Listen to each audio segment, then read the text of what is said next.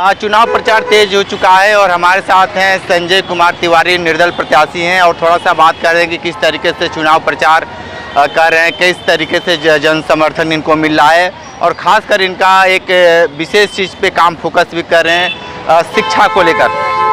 किस तरीके से आप कैंपेन कर रहे हैं और किस तरीके से स्कूलों महाविद्यालयों को किस नज़र से देखते हैं? देखिए, हमारा जो चुनाव का मेन मुद्दा है, जो नरेंद्र मोदी जी हैं वो बनारस को खरीदना चाहते हैं, बनाना नहीं चाहते, विकास नहीं चाहते हैं। वो जो चीज़ उनको न बेची जाए उसका विकास वो रोक देते हैं। आप देख लें, ये है, आप सामने दिखाइए इनको, ये है यहाँ, ये रामनगर का इलाका है। रामनगर का सबसे महत्वपूर्ण बालिका विद्यालय है। ये पूरा बनारस और बल्कि चंदौली और जो ये पूरा आउटर बनारस है, उनके बालिकाओं का पढ़ने का एकमात्र साधन है। जब यहाँ पहले सरकार महाराजा होते थे तो महाराजा जी ने अपनी सारी संपत्ति जनता सेवा में दान दे दिया। उसके बाद देश का आज़ादी हुआ और ये अब सरकारी संपत्ति है, इसका केयर करना सरकार की ड्यूटी है। पिछले 10 साल से नरेंद्र मोदी जी की सरकार है और इसी सड़क से गए हैं, वो इसी सड़क से गए हैं। कई बार लाल बहादुर शास्त्री के नाम को यूज करके अपना वोट बैंक भी बनाया है, लेकिन ये जर्जर विद्यालय उनको नहीं दिखता है। आज के डेट में शौचालय का भी जो दीवार है बड़ी सुंदर बनाया जाता है। आज के डेट में रेलवे स्टेशन का दीवार भी सुंदर बनाया जाता है।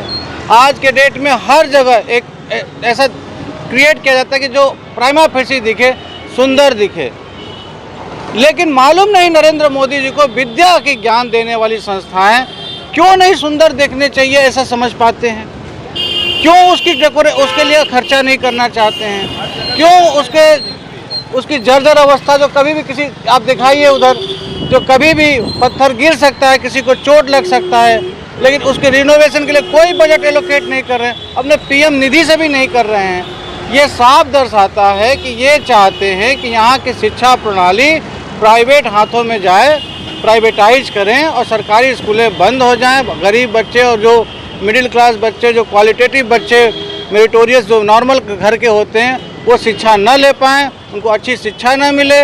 टीचरों को डिमोटिवेट कर रहे हैं, प्रोफेसर्स को डिमोटिवेट कर रहे हैं। इसी तरीके से ये संस्थाएं हैं, हमारा विश्वविद्यालय की संस्थाओं का भी हमसे सुन रहे हैं कि सर सुंदरलाल संस्था जो है, हम मेडिकल कॉलेज को प्राइवेटाइज करने की कोशिश कर रहे हैं। DLW में कोई प्रोग्रेस नहीं किया, सिर्फ गेस्ट हाउस डेकोरेट किया गया क्योंकि वो खुद आके वहीं रहते हैं।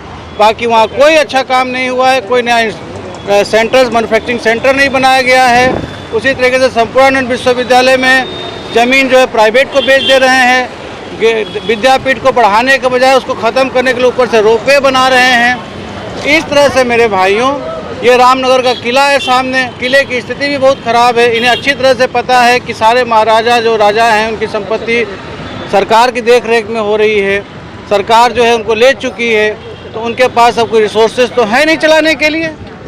अब तो सरकार को ही उसको अपना मान के अच्छे से चलाना चाहिए, लेकिन लोगों में इन विद्यालयों को ख़राब करके यहाँ के लोगों को नुकसान कर रहे हैं, बच्चों का नुकसान कर रहे हैं। लोगों में जो लोग उदार होकर अपनी संस्था, अपनी व्यवस्थाएं समाज को देना चाहते हैं, उनको भी फ्रस्ट्रेट कर रहे हैं। इस तरह से नरेंद्र मोदी जी की 10 साल की सरकार जो रही है, वो मात्र मोदी जी के धर्म के नाम पे अपने विकास करके, देश के जनमानस को भ्रमित करके और उसको वोट बैंक में बना के, सरकार पे कब्जा करके, कुछ उनके गिने चुने मित्रों को फायदा पहुंचाने के लिए बनारस का ख्याति का प्रयोग किया है और बनारस को अंदर से खोखला कर दिया है उन्होंने। ठीक है, तो आप संजय तिवारी जी को सुन रहे थे। शिक्षा को लेकर लगातार ये हर जगह पे जा रहे हैं और हर तबके के लोगों से मिल रहे हैं और सीधे तौर पे शिक्षा को सबसे पहली प्राथमिकता ये दे रहे हैं। और सबसे बड़ी बात है कि इस संस्था को चलाने के लिए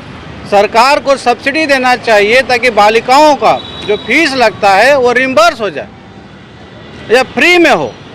वो चाहे तो इसके चलाने का बजट एलोकेट कर सकते हैं। अल्टीमेटली ये संस्था ट्रस्ट में चलती है और सरकार के द्वारा चलाई जा रही है ये। लेकिन यहाँ पे व्यवस्था, सरकार का सहयोग नहीं होने से सर्वाइवल के लिए बोझ लड़कों पे पड़ रहा है। बिल्कुल बिल्कुल। तो संजय तिवारी ने बहुत सारी बात बताए हैं। ग्राउंड जीरो से रिपोर्ट कर रहे थे, हमारे साथ बने रहे कांडी बनारसी के साथ। हमें दीजिए इजाज़त, नमस्कार।